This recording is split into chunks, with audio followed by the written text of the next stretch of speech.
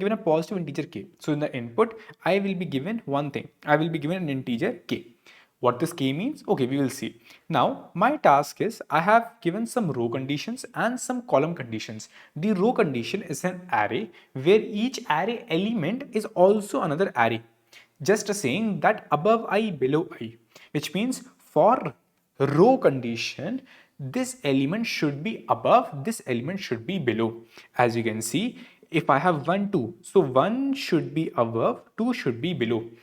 3, 2, 3 should be above, 2 should be below. Same way for column condition, 2 should be on left, 1 should be on right. 2 should be on left, 1 should be on right. Same way, 3, 2, 3 should be on left, 2 should be on right. This is the column condition. Okay, now ultimately they are saying that we have to build a k cross k matrix. I am given a value of k, so build a k cross k matrix. In this case, k is 3, so build a 3 cross 3 matrix. In a 3 cross 3 matrix, you have to build such that this row condition, this column condition should be satisfied. And ultimately, this is what my task is. Just do a quick focus on the things that the row conditions array size could be n, the column conditions array size could be m. Both of them could be different and could be of any possible length. That is one thing which is the possible edge case for this problem. I have given the hint.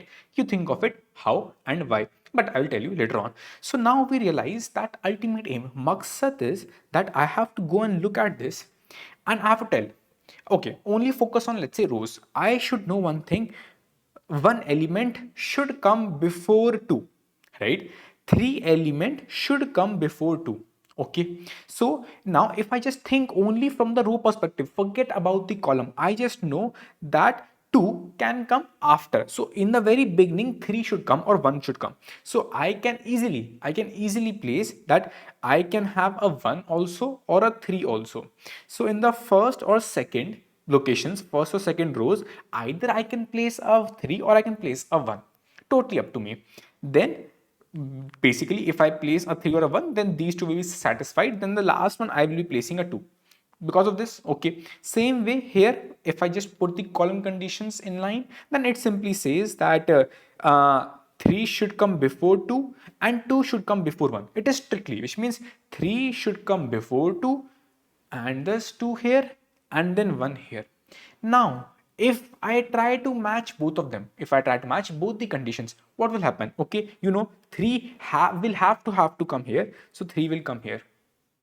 Okay, so 3 came here. Okay, sorry, 3 came here.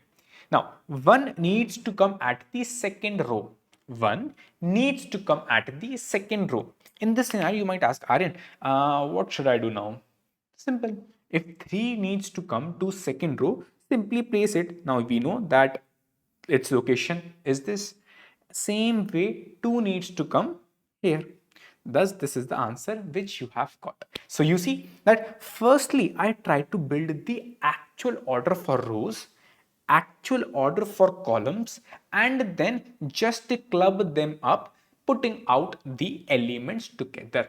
Now, ordering of rows. Just imagine this as a sub problem. Now you have given some some nodes, or you can say some values or some numbers. You have to build an order from that and place or give you out an array of with that order, which is this algorithm. This is simply your topological sort. If you don't know what a topological sort is, it gives you ordering. Please go and watch this video, Babgraph series. You will know what a topological sort is and how to solve it via Khan's algorithm. Now, why I always prefer BFS approach for topological sort rather than DFS is because of it is more intuitive and easy to implement. Now, make sure whenever you go and try for topological sort, there is a case that you will have to handle cycles which your Khan's algorithm can automatically handle while you solve it. So make sure you also know how to detect a cycle in your topological sort algorithm. Again, you don't have to do anything extra. Just a if condition in the end will tell you if there was cycle or not. So, and why I told you this part? Because you will see the second example itself says the same thing, that if I build a row condition and I say, okay, 1 should come before 2, same way 2 should come before 3, 3 should come before 1. As you can see, I have formed a cycle. In this cyclic scenario, there will be no possible option. Now, okay, this is one case and you know what to do. I'll highly recommend go and try by yourself. Now, when you will try, you will realize there are a few here and there cases which you should have handled. What is that? For example, I have a row condition. As you can see, I have just copied the exact same row condition which I had previously. So it will say 1 should come before 2, 1 should come before 2, 3 should come before 2, 3 should come before 2. So you will have your topological sort there. Now, if you will have a topological sort, okay, it will simply say a 3 to 1, or it can be a 3 1 2, it can be a 3 1 2 or a 1 3 2. Okay, cool. Now, in this condition, when you will make a topological sort of your columns, it will say 2 should come before 1, 3 should come before 2, and 2 should come before 5. 2 should come before 5. Okay. So this is a topological sort which you have made. Now, if you will try to place, again, you know that elements to be placed are 5. In the matrix, elements to be placed are 5. There is no information about 4. In that scenario, again, there will be cases there is no information about 4. And not necessary, it can be a k as let's say 7. So there would have been no information about 4, 6 and 7. Now in that scenario, just place them. Just place them. Firstly, when I say place them in the remaining columns which are like empty. So firstly, I have this scenario. So I will just simply say, bro, I can simply go and firstly make this as thing and say, okay, 3 should come, then 2 should come, then I have a 1 or a 5. Okay, I could also place a 5 or a 1. That's completely fine. I could place a 5 or a 1. Now, in this scenario, what will happen? Okay, again, let's say we place a 5 or 1 here. No worries, anything can happen. As I am trying to place, okay, 3. Okay, 3 has to come here. Okay, 3 will come here. 3 comes here. Then next element is 2. But okay, I have 1. So 1 should come at the second row. It can come at any column. So 1 comes here. Okay, 1 is done. 2 comes here. As you can see, 2 comes here. Then 5 is next. If 5 is next, you will have to place 5 here. Okay. And now you might say, Aryan, 5 can also be placed here. Yeah, you are completely fine. 5 can also be placed here. So it's totally up to your option that wherever you want to place. So 5 can be placed here. Because again, these are question marks. So in the scenario of question marks, which means, okay, as I did the topological sort of my rows and topological sort of my columns, I will ultimately in the end append remaining things. So here I have 4. Here let's say I append 4, 5. Again, remaining things which are remaining to build a k, I will again, if you remember k was 5, I'll simply append them so that I can actually put them inside my array. So here if I have 4, so what I'll do, I know this is 5, so this will be 4 here and 5 will be here.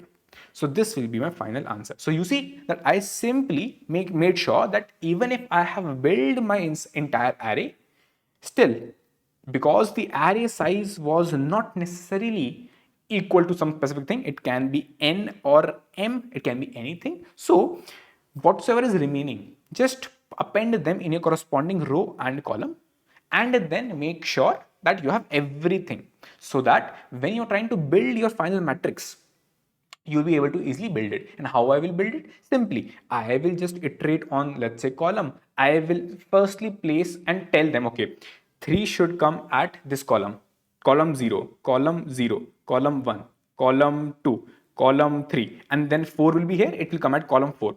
Then I will iterate on all the rows and I will say, okay, 3 should come at row 0, then this is row 0, then this is row 1, then this is row 2, then again here will be 4 and here will be 5, this will be row 3, this will be row 4. Now the value, which means the 3 is technically coming at 0, 0, 1 is coming at 1, 1, 2, 2 is coming at 2, 1, 4 is coming at 3, 4, 5 is coming at 4, 3. That is how you can simply achieve your answer. Cool. Let's see the code quickly. Again, this you see that the approach and logical thinking was very easy. Just make sure to handle those edge cases which I showed you, and that's all. Now let's actually move on to the code. So firstly, we realized that we have this value of k, we have this row conditions, and we have this column conditions. Now I know I will firstly have to build a graph out of my row conditions and column conditions. So I will firstly call my build graph function, which will take this row condition and will build a graph out of it. As you can remember, I build a graph out of it. Simple graph. So I will simply call my function again. Why I made a function? Because I know that I have to call this thing twice. Anytime you have to call same thing twice, simply make a function for it. So I make a function called as build graph.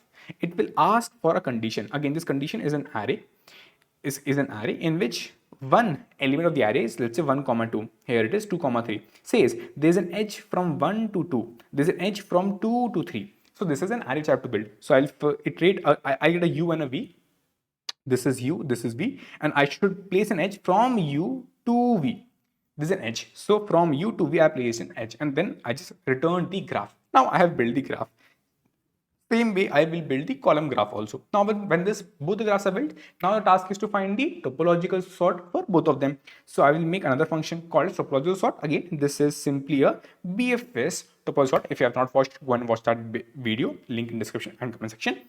I'll pass my row graph, and same way I will pass my column graph to build the corresponding row and column topological sort. Now, when I say topological sort, the code I'll quickly show you.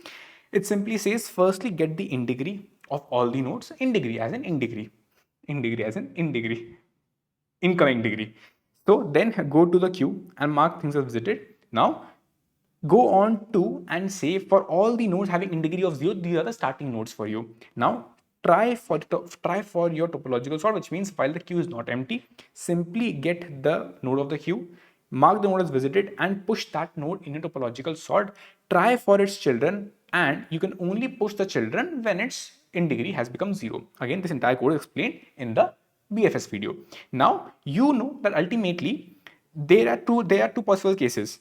If this is actually a acyclic directed graph, in that scenario there is no cycles at all, so you can simply return your topological sort, which will give you a final answer. But what if there is cycle? If there is cycle, there will be, as you can remember, if there is cycle, so what will happen? In degree is 0, so this will go away. But if there is cycle, so this portion will remain, which means some nodes will remain which will still have some in degree, but still their in degree was not reduced to 0, because as I was traversing, I'm making the in degree reduced. So if the in degree has not become 0 of any of the node, which means there was a cycle. So I will just say, if for any node the in degree has not become 0, which means there was a cycle, and this is not a topological sort. So for the identification, I have placed it as a empty. And then else I will simply return the topological sort. Okay, this is done. Now I have the corresponding topological sort, row and column topological sort. Now I know that I have to handle the non-valid case. I'll simply iterate and check if something is empty, then simply return, which means either my row topological sort is empty, because empty indicates thing is not valid. Empty indicates things are not valid. So if my row or column topological sort is empty, which means it is not valid. In that case, return your answer, which is empty array. That is given in the problem, that in the non-valid case, return an empty array. But if not, then your task is fill the topological sort array with the remaining values. You remember why this filling is required? Because as we told that we have some things remaining. Now if it is remaining, fill it with the remaining values which are not there in the array. Again, you can fill in any order because there is no condition on top of it. So what I will do, I will call a function and I will say fill the topological array. What this will do, it will simply check what all things are already visited, and which are not visited, simply push them in the back of your array, simply telling that I have now covered all the elements, and the end elements which I have added, they had no order, so nothing will happen to me.